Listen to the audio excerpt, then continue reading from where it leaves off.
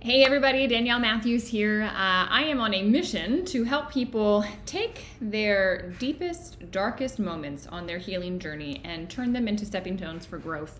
And today is Monday, so it is book club day. And we are doing in our book club Dr. Wayne Dyer's work, The Power of Intention. So those of you in book club, as you pop in, as it notifies you that I'm live, please make sure you let me know that you're here. And I just want to say, we've been going through this book. Wayne Dyer says, start with the end in mind. Hey, Peg.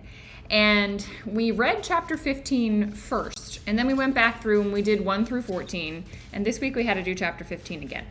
So it was really interesting to come back into this one. It was a great way to start, and then to just get all of the how-to and what you actually need to do in order to create what he talks about in chapter 15. So if you are just joining in, let me tell you, you do not have to have read the whole book. This is a great place to start. Join the conversation, join the discussion.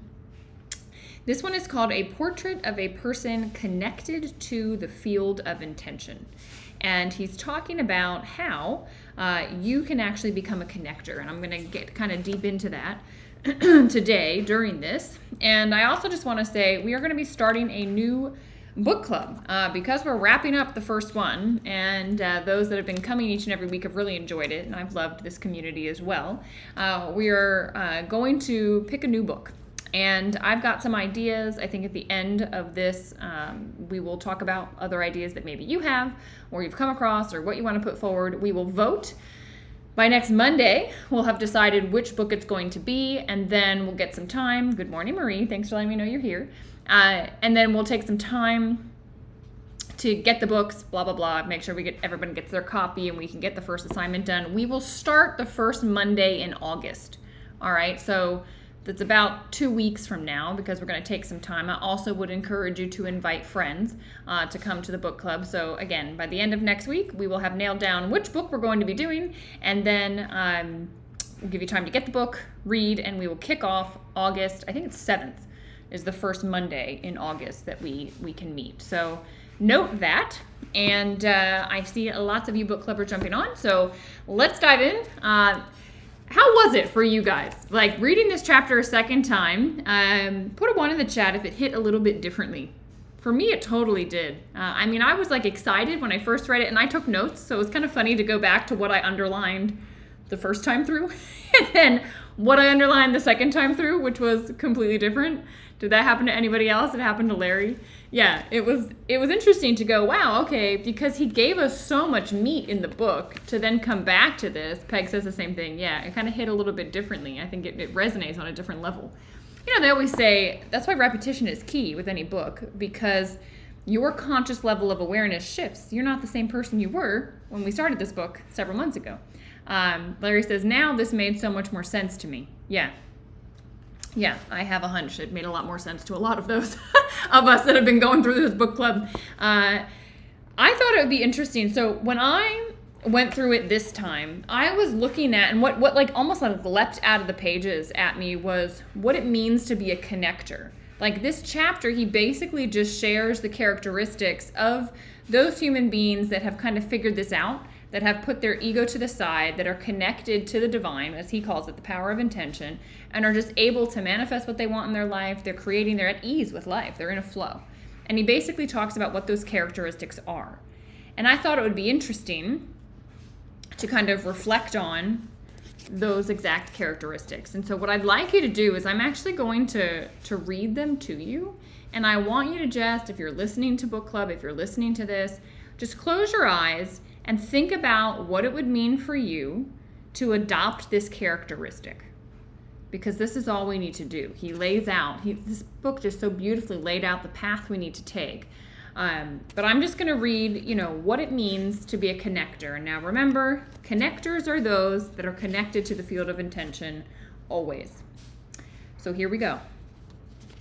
Connectors, just close your eyes, visualize this.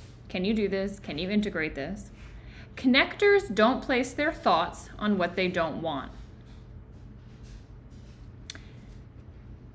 Connectors won't attempt to win you over with their point of view in debates. To connectors, everything that shows up in their life is there because the power of intention intended it there. So they're always in a state of gratitude. Connectors describe themselves as living in a state of appreciation and bewilderment. Connectors appreciate the world and everything in it. Connectors aren't surprised when synchronicity or coincidence brings them the fruits of their intention.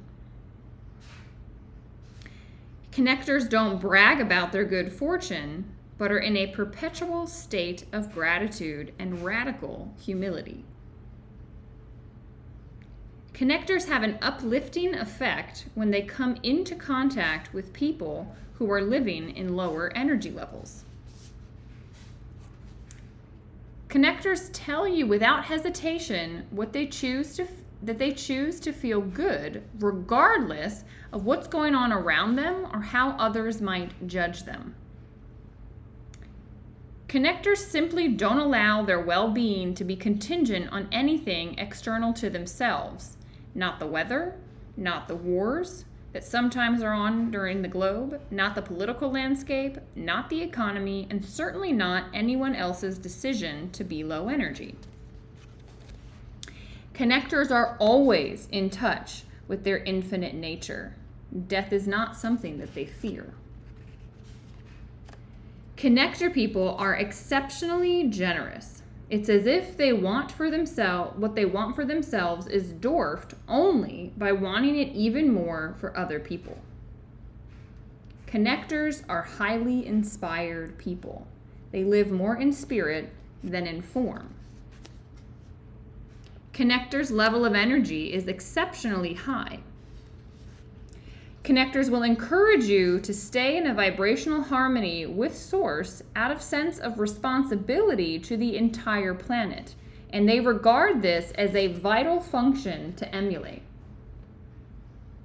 Connectors don't dwell on illness or disease. They move through their life as if their body is in perfect health. Connectors are aware of the need to avoid low energy. Connectors live their lives matched up vibrationally to the field of intention. Connectors live through higher, faster energy that allows them to access their intuitive powers readily. Connectors frequently mirror the 7 faces of intention. Connectors are exceptionally kind and loving people. Connectors see the beauty in the world, and they always find something to appreciate. Connectors never know enough. They're inquisitive about life, and they're attracted to every manner of activity. So those were the things that popped out to me. Wasn't that kind of interesting to go through and just feel what it would mean to be a connector, the space with which they hold day to day, moment to moment. These are the things that they are doing. And what it would take then for you, Marie, for you, Larry, for you, Peg, to be in that space. What it would mean for you to hold that energy space. It's like, it doesn't seem that difficult. When you lay it out like that, it's like, I thought, well, this sounds exactly like the way I'd like to live my life, right? And it would be a beautiful way to live your life. And as I read that, I'm curious, did anyone come to mind for you where you're like, oh, you know what? This person has those characteristics. As I was reading it, Mickey Singer is who came to mind. I don't know if any of you guys have read The Surrender Experiment, but he also has Untethered Soul and Untethered Living. He is founder of Temple of the Universe. Oprah Winfrey has interviewed him, at least on his last book, probably the others as well. Amazing gentleman who has made a ton of money in this lifetime and is so humble because he's so connected. I went to Temple of the Universe over the weekend. I went on Sunday. He has a service like every Sunday. And Larry says, my wife has so many of those characteristics. That's beautiful. You chose wisely in your partner. Well done. Let her know that. I hope that you took the activity last week and you let her know what you appreciate in her. And For me, Mickey Singer was the one that came to mind because he not only does he live this, but he teaches it, and he teaches it like so beautifully. This comment that connectors are, as he says here, this is page 248, connectors describe themselves as living in a state of appreciation and bewilderment. So this is the exercise that Mickey took us through over the weekend that I wanted to share with you guys. He basically said, think about your spot on this planet. Oh, wait, what does Peg say? Absolutely, I did think of many people that live this way. Did you check in the mirror, Danielle? Thanks, Peg. I try. So Mickey basically said, look, think about the spot you take up on this planet. So do this exercise with me. It's a very simple exercise, but like, how far can you see? I have mirrors, or not mirrors. I have windows in front of me, so I can see, a distance, maybe a few hundred yards in any direction. But Mickey says, think about the spot you take up, what you are actually able to perceive with your eyes, ears, nose, mouth, smell, taste, touch, all the things from where you are right near here on the planet. And then he says, now, on this planet Earth, how many spots like this could be taken up? Kind of interesting to think about this. Billions and billions of spots like this could be taken up, right? We have, 7 billion people on the planet, but there's more space on the planet than those 7 billion, if we're talking about this spot. So think about it in this way. He says, this Earth, how many Earths fit in our sun? And I'm probably going to get this number wrong, but he said something, I think, like 1.3 million. I don't think he said billion. Anyway, it's a lot. A lot of Earths fit in our sun, okay? And then he says, now how many other stars are there, right? That's our closest star, our sun. How many other stars are there in this galaxy? And then how many other galaxies are there? And Mickey said, now think about this. You have been gifted with being present in this spot on this planet Earth, which is unlike anything else that we're able to see in our galaxy. And he said the bewilderment that should be bestowed upon your mind in any given moment is like, you can't even fathom. How can you not appreciate the life that you had? He said, just think about how amazing it is that without having to do anything, you have the oxygen you need to breathe. Without having to do anything, all of these things occur in life. And he said the problem is that our mind, the human mind, takes this awareness and it shines it directly on what the ego says. And so we're so self-obsessed with our own thoughts and how this is or that is, or how this person made me feel and my spot in existence, and what the things that are occurring right in front of us take up so much of the energy that he said the light can't go anywhere else. It's as if you put your hand in front of your face and all you saw was your hand. So you can do this or just view me doing it. But if the light of awareness is just looking at the hand for an entire lifetime, all it's going to see is this hand, and it's going to be obsessed with the hand. But the moment that you take the hand away, all of a sudden everything else appears. And he says that's the same thing with this consciousness that's flowing to us and through us. Same thing that Wayne talks about, this power of intention that we are connected to. We direct it, and so many of us are just directing it on what the ego mind says, the things we like and the things we dislike, what somebody said yesterday and what we might do tomorrow, or how somebody treated you 6 years ago and how now every time that you see this certain thing or you hear this certain name, you get triggered by it. You're staring at your hand. And he says the moment that you take the hand down, right, this is the moment that consciousness can experience everything, and then you have other things to be amazed by, to be in bewilderment of. He says that's the power. And so when I read that, I went, oh my God, that's it. And what I love about Mickey's teachings is he tells you how to apply this in the moment. So he says, start moment by moment. Like, just be amazed at the person in front of you driving that's frustrating you. Rather than focusing on the mind being frustrated about it, just be amazed at how, this car is in existence, how the thing even runs, the fact that you're able to be in one, the fact that you have air conditioning, all of these things that you're taking for granted that is actually quite amazing is unfolding right in that moment. And he says, it's interesting, people's connection with the divine, with source, with God, with, the power of intention. He says most people ignore it their entire life until they need it, and then they ask for it. And he says, can you imagine being in a relationship with somebody that ignores you, ignores you, ignores you, ignores you, ignores you? You're giving them all of this beauty. You're showing them all of these incredible things, right? And then, they get angry at something and now they want your attention and they want you to fix it. Well, why aren't you expressing gratitude along the whole way, right? That's the whole thing that Wayne said in this book. Every single chapter, step number 10 was express gratitude, be in awe in every moment and be bewildered.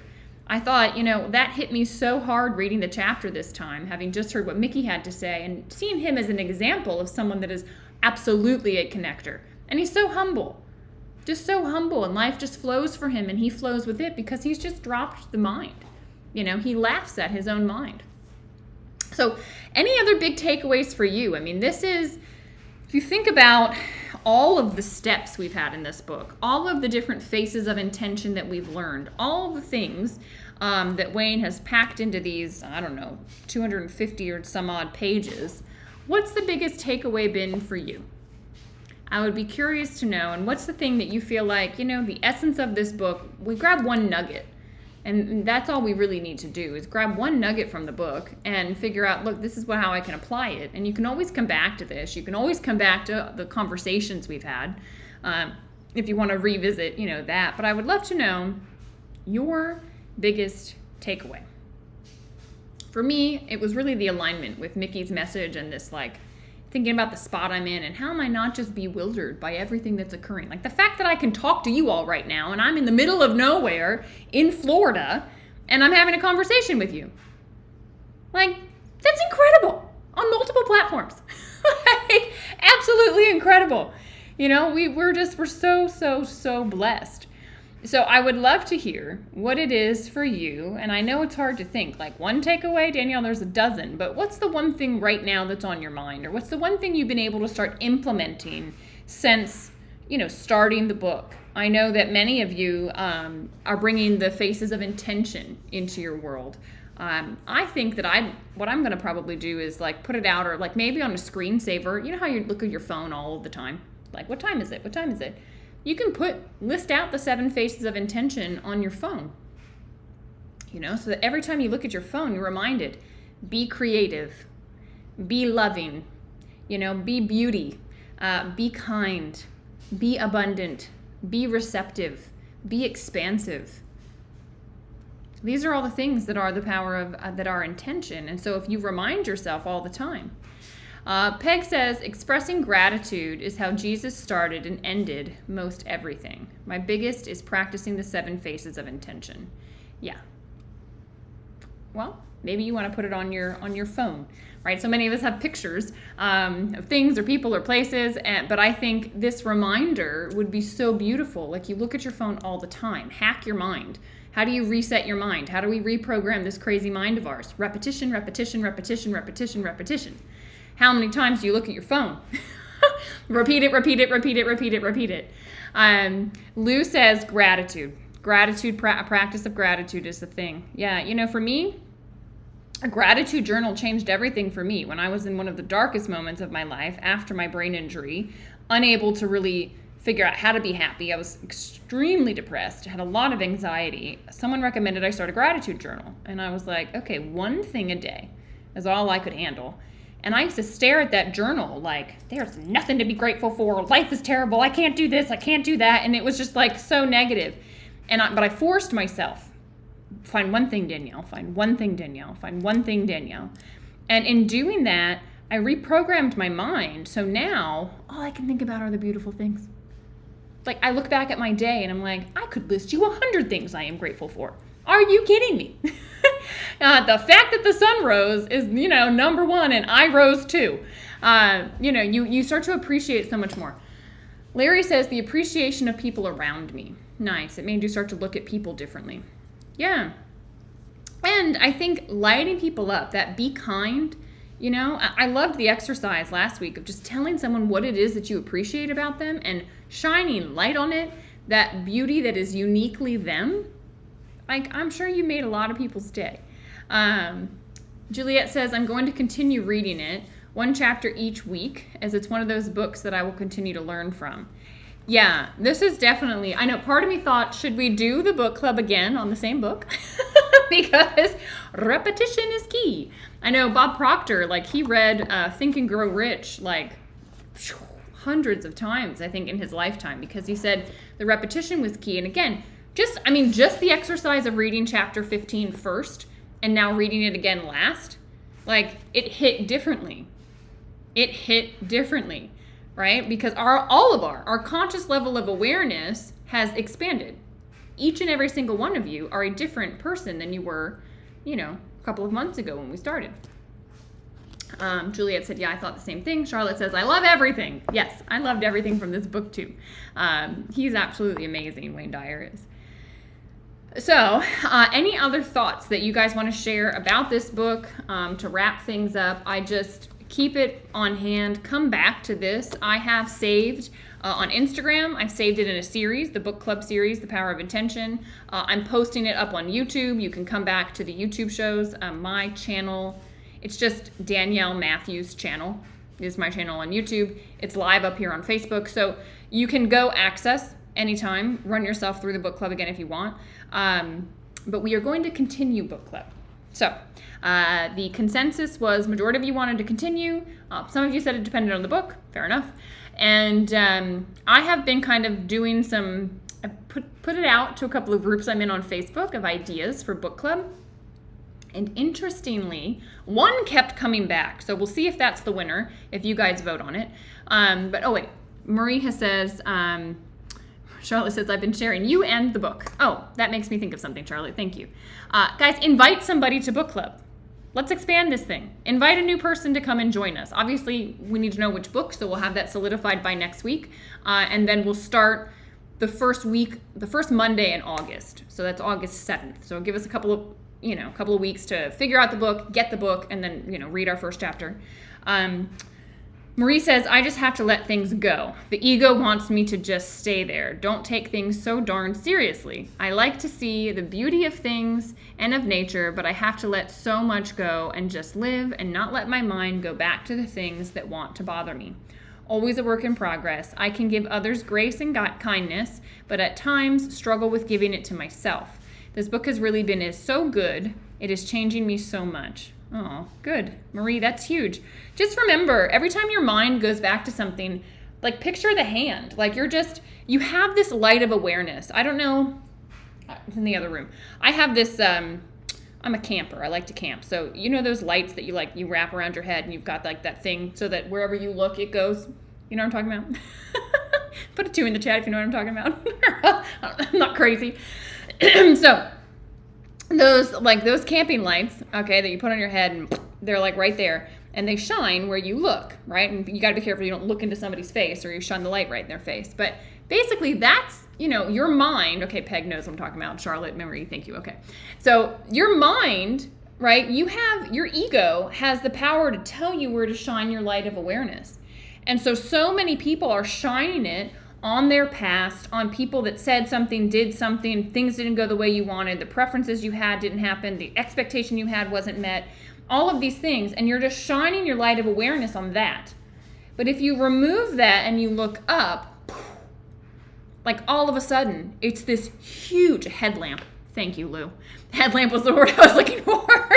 So now that headlamp can shine out onto everything. And that's the same with your light, this light of awareness. Now, it's on everything and you're in awe at what is actually in front of you. And you've stopped your mind from controlling you to think and keep it so small. This light is huge. But when you just focus it on one little thing, you're not maximizing the use of it and you're driving yourself crazy.